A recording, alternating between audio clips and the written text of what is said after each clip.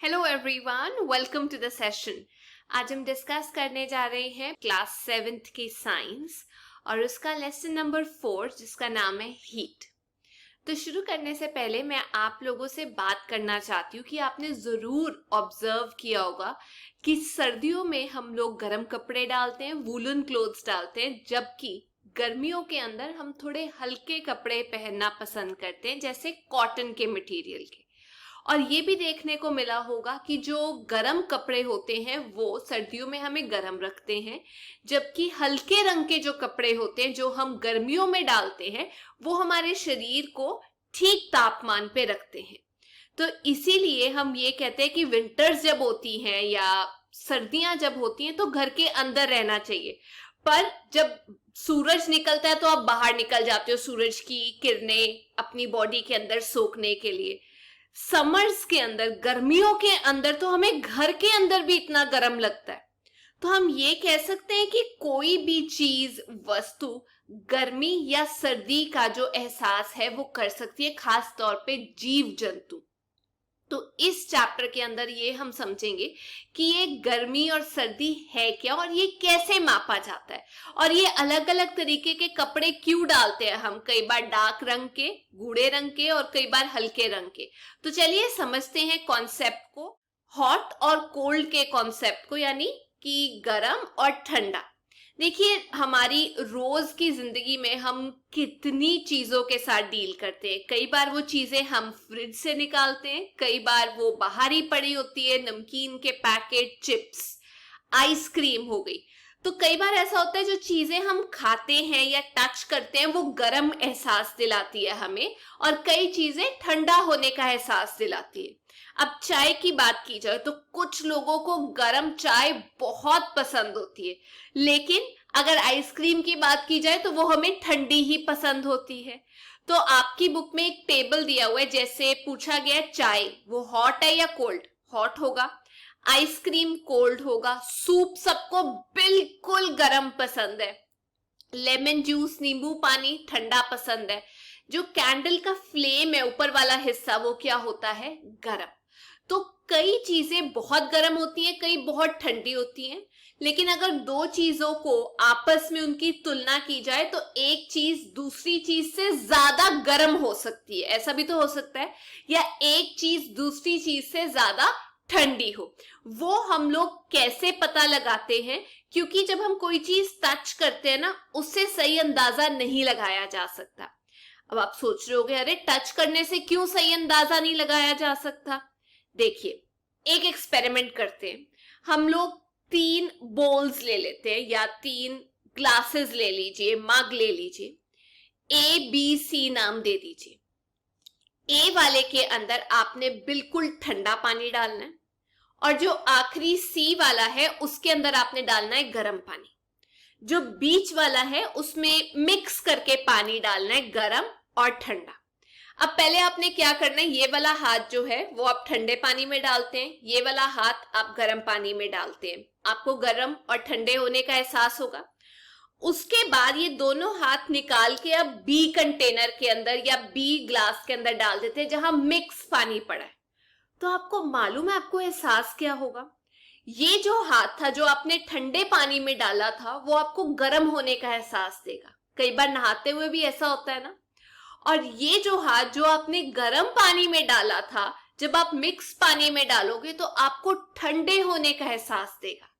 तो कहने का मतलब ये है कि टच करके, छू के आप किसी चीज का सही तापमान नहीं पता लगा सकते ना, हम इसके ऊपर भरोसा नहीं ना कर सकते, क्योंकि बीच वाला पानी तो बिल्कुल ठीक टेम्परेचर पे था, ना गर्म था ना ठंडा था।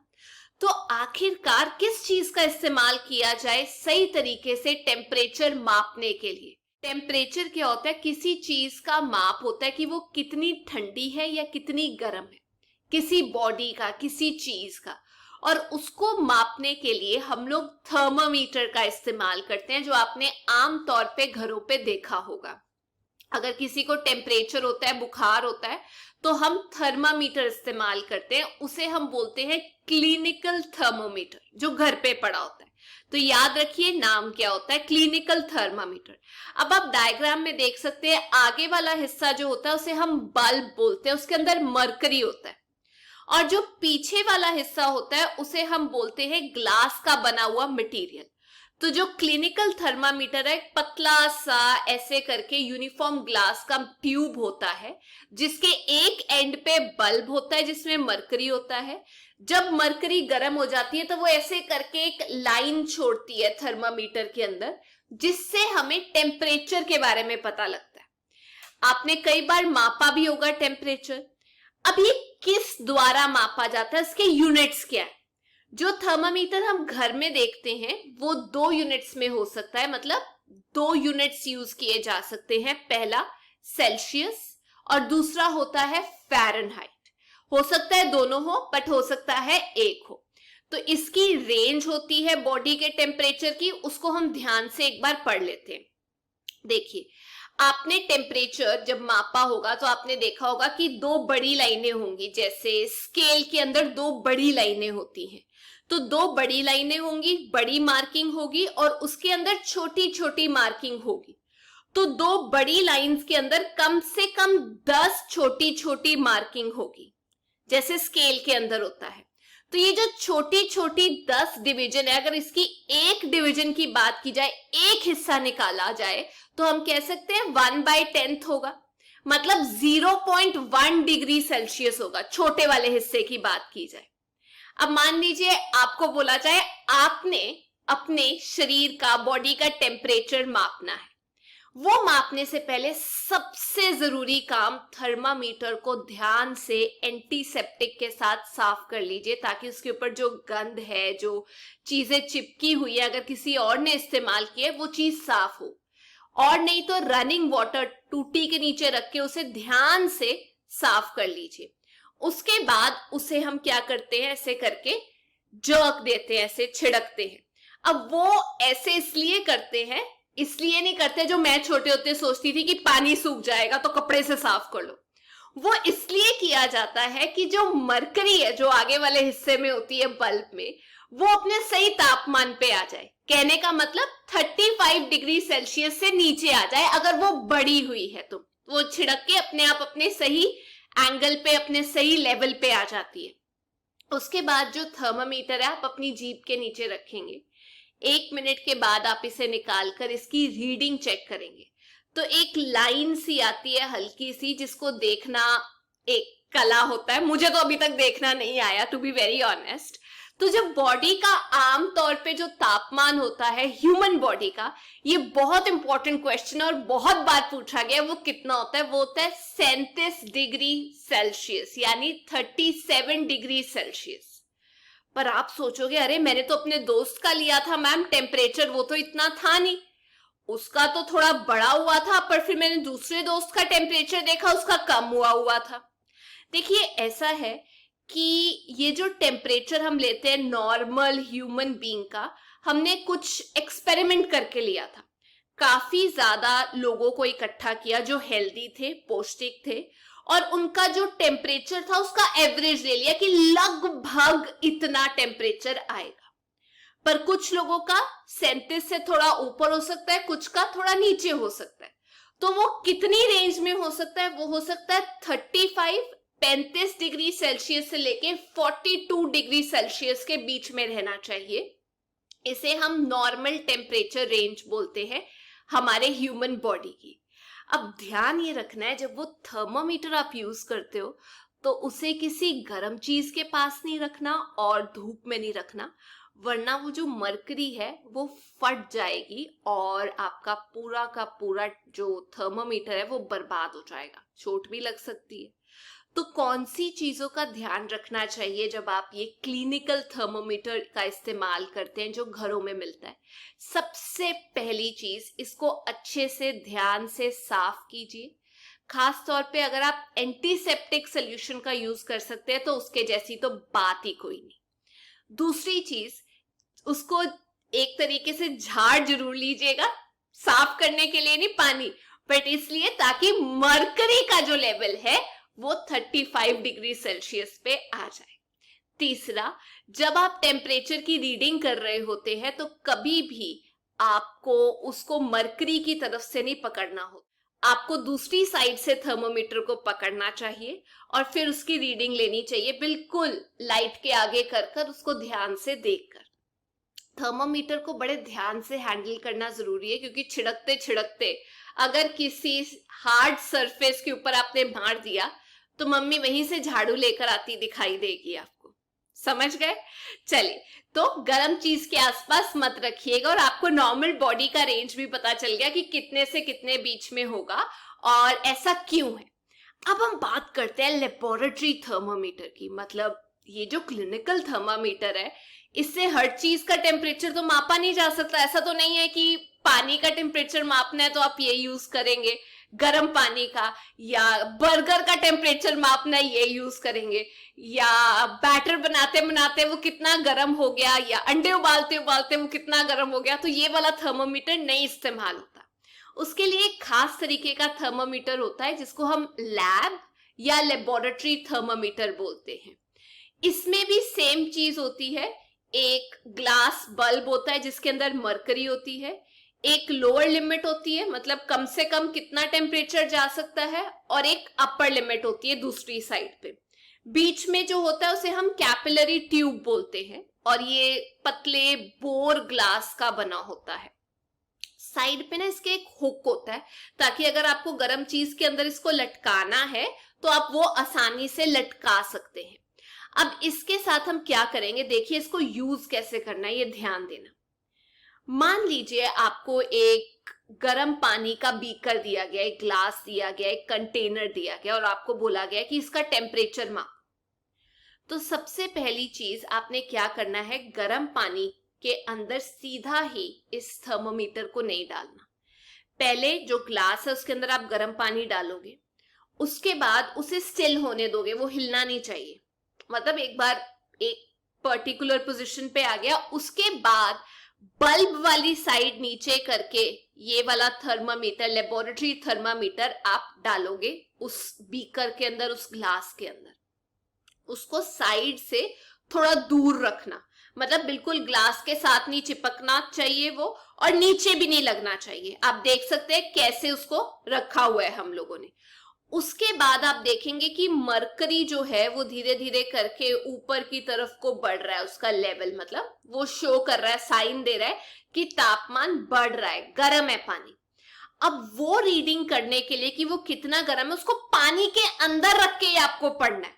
मतलब पानी से बाहर लाकर उसकी रीडिंग नहीं पढ़नी, अंदर ही। जैसे हम बॉडी की बात करें तो बॉडी के लिए जो थर्मामीटर यूज किया जाता है, मुंह से बाहर निकाल के उसका तापमान चेक किया जाता है। लेकिन ये जो थर्मामीटर है जो हम लैब में यूज करते हैं, इसको उस चीज के अंदर रख के ही उसकी रीडिंग आपको मापनी पड़ेगी। तो ये बोला जाता है कि मैम ऐसा क्यों होता है कि ये वाला टेम्परेचर जो हम नापते हैं ये अंदर रख के और दूसरे वाले में हम बाहर निकाल के करते हैं। वो इसलिए होता है कि जो क्लिनिकल थर्मामीटर होता है उसके अंदर एक किंग करके चीज होती है, एक चीज होती है जो मरकरी का लेवल बरकरार रखती है जब आप उसे मुंह से बाहर भी निकालते हो। मतलब मरकरी को नीचे गिरने नहीं देती, उसका टेम्परेचर गिरने नहीं देती। लेकिन वो जो चीज हमारे घरों के थर्मामीटर में होती है वो लेबोरेटरी थर्मामीटर में नहीं होती है। तो ये चीज का ध्यान आपको रखना पड़ेगा। इसीलिए लेबोरेटरी थर्मामीटर जिसमें कोई किंक नहीं होता, उसको हम बॉडी टेम्परेचर यूज करने के लिए नहीं इस्तेमाल कर सकते। अब कौन कौन सी चीजें आपको ध्यान में रखनी है थर्मामीटर इस्तेमाल करते हुए। लेबोरेटरी थर्मामीटर है, जब इसको स्टोर करना है तो ऐसे टेढ़ा रख के नहीं स्टोर करना, इसको अपराइट मतलब सीधा रख के स्टोर करना है।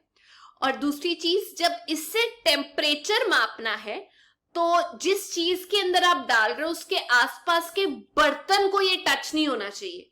जिस चीज का टेम्परेचर मापना है वो उसके आसपास घिरनी चाहिए, उसको सराउंड करना चाहिए थर्मामीटर को। किसी और चीज को थर्मामीटर पे टच मत होने दीजिएगा। अब हम चलते हैं अगले टॉपिक पे, जिसमें हम पढ़ेंगे हीट जो है वो कैसे ट्रांसफर होती है। इसके 3 तरीके होते हैं। सबसे पहला होता है कंडक्शन, मतलब जो चीज है वो मूव नहीं करती। अगर ये वाला हिस्सा गर्म हुआ, ये इसको टच करके गर्म होगा, ये इसको टच करके, ये इसको टच करके, मतलब टच कर करके अगला पार्ट जो है वो गर्म होता जाएगा। उसे हम कंडक्शन बोलते हैं। वो सॉलिड्स के अंदर होता है। दूसरा होता है कन्वेक्शन। कन्वेक्शन होता है गैसेस के अंदर, वाटर के अंदर, जहां पर पार्टिकल्स, जो चीजें हैं, वो खुद मूव करके दूसरे को मैसेज देते हैं कि भाई साहब मैं आ गई, अब आप मेरी जगह ले लो। तो उसमें मूवमेंट होती है। और तीसरा होता है रेडिएशन, जिसमें कोई भी मीडियम नहीं चाहिए होता हमें। जैसे सन से अर्थ तक जो रेज आती हैं, उसके बीच में कई जगह पर हवा होती है, कहीं पे कुछ भी नहीं होता। तो जिस केस में कोई साधन या मटेरियल नहीं चाहिए होता या होता ही नहीं है, उसको हम बोलते हैं रेडिएशन के जरिए हीट ट्रांसफर हो रही है। इसको एक बार समझते हैं कॉन्सेप्ट के साथ। मान लीजिए आपने गरम गरम पतीला, पैन जो है आग के ऊपर रखा है, तो गरम हो जाएगा, हीट ट्रांसफर हो रही है, नीचे से आग जल रही है, हीट ट्रांसफर हो जाएगी। लेकिन जब आप उस पतीले को निकाल के साइड पे रख देंगे, धीरे धीरे वो ठंडा होना शुरू हो जाएगा। तो जो हीट है वो ठंडा कैसे होगा? उस पतीले की जो हीट है वो आसपास सराउंडिंग में चली जाएगी, मतलब दूसरे ऑब्जेक्ट्स के पास चली जाएगी, हवा में चली जाएगी। तो कहने का मतलब गर्म चीज से हीट जो है वो ठंडी चीज की तरफ जाएगी। हमेशा ही हीट का जो ट्रांसफर होता है वो गर्म चीज से ठंडी चीज की तरफ होता है। ये आप ध्यान रखना। कहने का मतलब जिस चीज का तापमान ज्यादा होता है उससे हीट जाती है उस चीज की तरफ जिसका तापमान कम होता है। अब एक एग्जाम्पल देती हूँ। आप मान लीजिए ऐसे करके एक मेटल की रॉड ले लेते हैं और उसके ऊपर कैंडल के साथ वैक्स घेर दीजिए। वो कैंडल में से जो सामान निकलता है, एक यहाँ, एक यहाँ, एक यहाँ और एक यहाँ। उसके बाद उसे स्टैंड पे ऐसे करके लटका दीजिए, जो आयरन की रॉड है। स्टैंड पे लटका दिया। अब इस एंड से आप लोग क्या करेंगे, यहां से आप लोग कैंडल जलाएंगे ऐसे करके। तो जब आप कैंडल जलाएंगे तो आप देखेंगे पहले ये हिस्सा गर्म होगा, फिर ये, फिर ये, फिर ये, टच करते करते, कंडक्ट करते करते पूरा हिस्सा गर्म होगा। और सबसे पहले ये वाली वैक्स नीचे गिरेगी, पहले नंबर वाली जो आग के बिल्कुल पास है, फिर दूसरे नंबर वाली, फिर तीसरे, फिर चौथे। तो हम इस केस में ये कह सकते हैं कि जो हीट जा रही है गर्म से ठंडे की तरफ, क्योंकि एक सॉलिड चीज है, तो हीट ट्रांसफर हो रही है कंडक्शन के जरिए। ये चीज आप अच्छे से दिमाग में डाल लेना। अब देखिए, सब चीजें बराबर मात्रा में हीट अप नहीं होती। बेशक सेम टेम्परेचर पे आप उसे रख लो, लेकिन कई बार जो पैन है उसका जो हैंडल है, होता तो वो भी एक तरीके से गैस पे है, लेकिन वो गर्म नहीं होता ना, वो आपको सुरक्षित रखता है। तो हम ये कह सकते हैं कि जो पैन है, जो बर्तन है, उसका जो हैंडल है वो प्लास्टिक का या लक्कड़ का होगा। तो प्लास्टिक और लक्कड़ जो है वो इतनी जल्दी से गर्म नहीं होती। तो वो क्योंकि गर्म नहीं होता इतनी जल्दी से, हम ये कहेंगे वो पुअर कंडक्टर है या इंसुलेटर है हीट का। मतलब वो उसे ना करता है, हट हट हट। तो पुअर कंडक्टर है या हम कह सकते हैं हीट का इंसुलेटर है। जो चीज गुड कंडक्टर होते हैं हीट के, वो जल्दी से हीट अप हो जाते हैं। जो पुअर होते हैं वो टाइम लेते हैं हीट अप होने के लिए। अब गुड कंडक्टर्स में क्या चीजें आ जाती है? आयरन हो गया, कॉपर हो गया, सिल्वर, एल्युमिनियम हो गया। लेकिन अगर पानी और हवा की बात की जाए तो वो पुअर कंडक्टर्स होते हैं हीट के। हम ये कह सकते हैं इंसुलेटर होते हैं वो हीट के। तो चलिए अब हम ये पता लगाते हैं कि लिक्विड के अंदर जो ट्रांसफर है हीट का वो कैसे होता है। एग्जाम्पल देती हूँ। आप एक बीकर ले लीजिए, कंटेनर ले लीजिए, उसके अंदर आपने क्या करना है, पानी डाल देना है। बड़ा इंटरेस्टिंग केस है। तो मान लीजिए आपने ये बीकर लिया, अभी मेरे पास है नहीं, ग्लास है, उसके अंदर पानी भर दिया और उसको गर्म होने रख दिया। अब उसके अंदर एक साइड पे एक रंगदार पदार्थ होता है जिसे हम कहते हैं पोटेशियम परमैंगनेट। तो आपने क्या करना है, उसके अंदर वो पोटेशियम परमैंगनेट डालना है जो एक जगह पे इकट्ठा हो जाएगा, और नीचे से आपने आग जला देनी है। तो आप ये देखोगे कि जहां पर आग जली हुई है जिस हिस्से में, उस हिस्से में पोटेशियम परमैंगनेट अपना जो रंग है वो छोड़ रहा है पिंक कलर आपको दिखाई देगा, वो अपना रंग छोड़ रहा है और ऊपर की तरफ को जा रहा है। वो ऐसा क्यों हो रहा है? क्योंकि जहां पर पानी गर्म हो रहा है, हीट अप हो रहा है, वो क्या हो रहा है? एक्सपैंड हो रहा है और वो ऊपर की तरफ को जा रहा है। एक्सपैंड होके गर्म हो गया, एक्सपैंड हो रहा है कि मुझे यहां से निकालो। उसकी जगह पे जो साइड से ठंडा पानी है बोलता है ले मैं तेरी जगह लेता हूं। तो वो जो ठंडा पानी है वो आके उसे रिप्लेस कर रहा है। तो पानी मूव कर रहा है ऊपर की तरफ, फिर आके गोल चक्कर में ठंडा पानी उसको रिप्लेस कर रहा है। तो ये जो मूवमेंट हो रही है, जो प्रोसेस है ऐसे करके पानी के चलने का, समुद्र में भी इसी तरीके से पानी गर्म होता है सूरज की किरणों से। इस प्रोसेस को हम बोलते हैं कन्वेक्शन, जहां पर पार्टिकल्स जो हैं, एक चीज का जो हिस्सा है वो मूव करता है, पानी जो है वो मूव कर रहा है। ऐसे ही गैसेस में भी हीट जो है वो ट्रांसफर होती है। तो ध्यान रखिए, सॉलिड्स के अंदर कंडक्शन के जरिए से हीट ट्रांसफर होती है और लिक्विड्स और गैसेस के अंदर कन्वेक्शन के जरिए हीट ट्रांसफर होती है। एक और एक्टिविटी करते हैं। मान लीजिए कैंडल आपने जलाई और उस कैंडल में क्या है, अभी उसको ऑक्सीजन मिल रहा है तो वो कैंडल जलती जा रही है। जैसे ही आप उसके अंदर ऐसे उल्टा करके ग्लास रख देंगे, जो गर्म हो रही है हवा, उसके पास बाहर जाने का रास्ता नहीं है, ऑक्सीजन की भी कमी होगी और गर्म हवा बाहर कैसे जाएगी? तो जैसे ही वो ग्लास रखेंगे, ऑक्सीजन खत्म होगी, गर्म हवा बाहर नहीं जा सकती, ठंडी हवा अंदर नहीं आ सकती, तो वो बिल्कुल कैंडल बुझ जाएगी। लेकिन अगर आप बीकर रखते रखते, ग्लास रखते रखते, जब वो बुझने वाली है कैंडल, उसको वापस से हटा दो, तो आप देखोगे अरे ठंडी हवा ने गर्म हवा की जगह ले ली और ये तो कैंडल चल रही है। लेकिन मान लीजिए ऐसे करके आप एक टी कंटेनर उसके अंदर डाल देते हैं, या टी शेप का आप एक एल्युमिनियम उस ग्लास के ऊपर फिट करके उसके ऊपर डाल देते हैं, तो जो वो ग्लास और एल्युमिनियम के बीच की जगह है, वहां से हवा अंदर आकर उसको एनर्जी दे रही है, या हम कह सकते हैं गर्म हवा को रिप्लेस कर रही है।